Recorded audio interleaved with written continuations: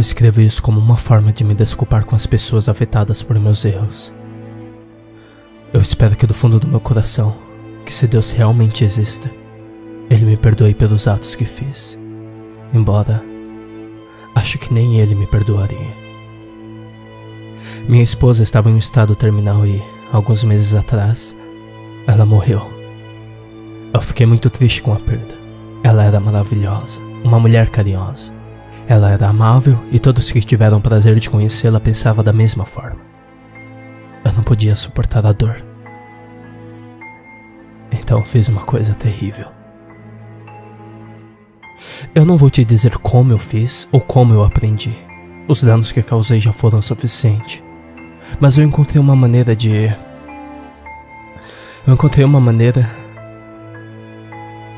trazê-la de volta. Trazê-la de volta à vida.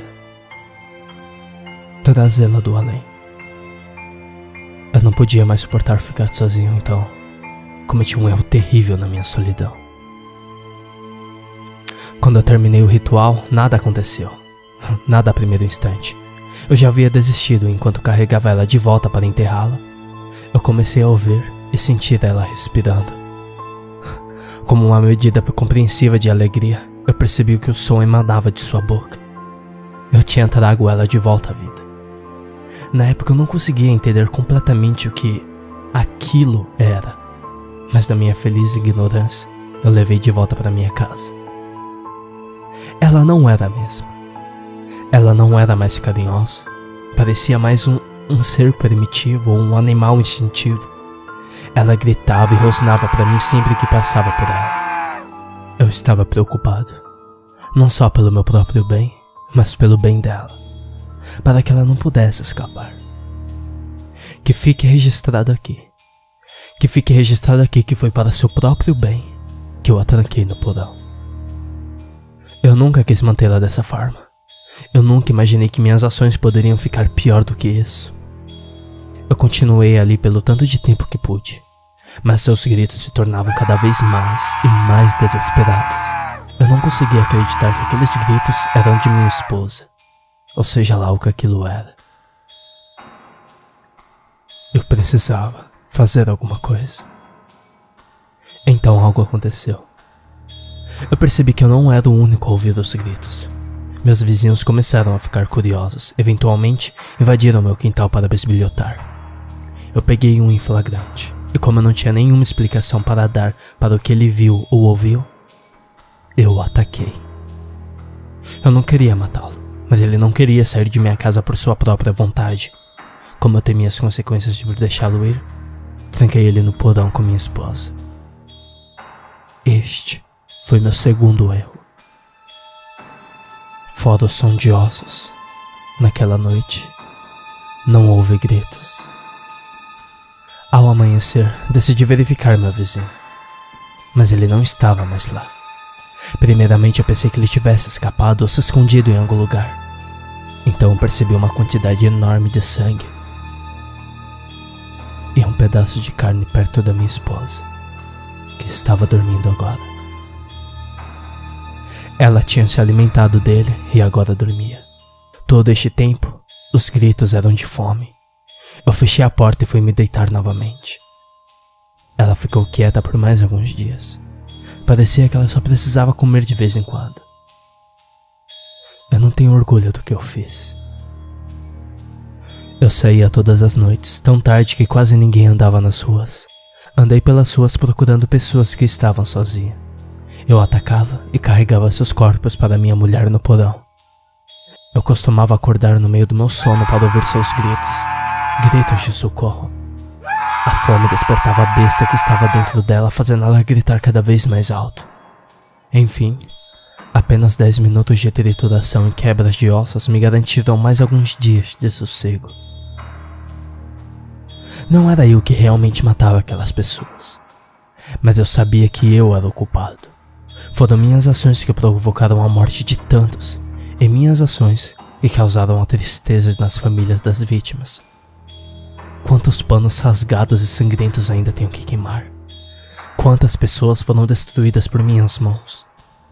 Eu perdi a noção dos números, mas certamente ainda era um número elevado.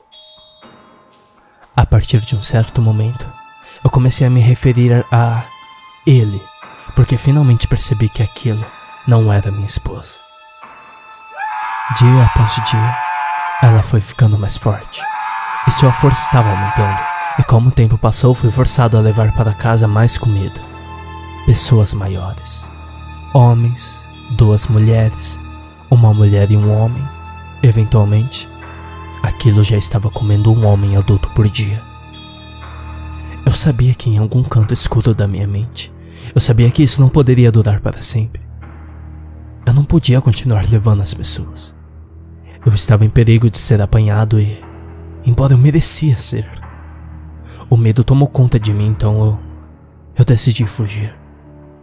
Eu tinha arrumado minhas malas quando ouvi uma batida na minha porta. A polícia tinha encontrado um rastro de sangue levando através dos bosques até a minha propriedade e estavam perguntando para saber se eu tinha visto ou ouvido algo suspeito. Eu tentei manter a cabeça fria e não parecer culpado, mas o fato deles me verem apressado e com malas prontas não me ajudaria na minha situação. Eu não sei porquê, mas eu sabia que merecia ser condenado. Então aquilo começou a gritar. Ele gritou mais alto do que eu jamais tinha ouvido gritar antes, e parecia louco. A polícia imediatamente sacou suas armas e entraram, pensando que talvez algum animal predador terrível tinha feito seu caminho para dentro da minha casa. Eles finalmente encontraram a porta do meu porão e a abriu.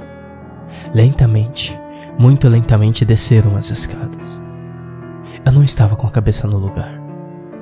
Então eu fiz a única coisa que eu conseguia pensar naquele instante.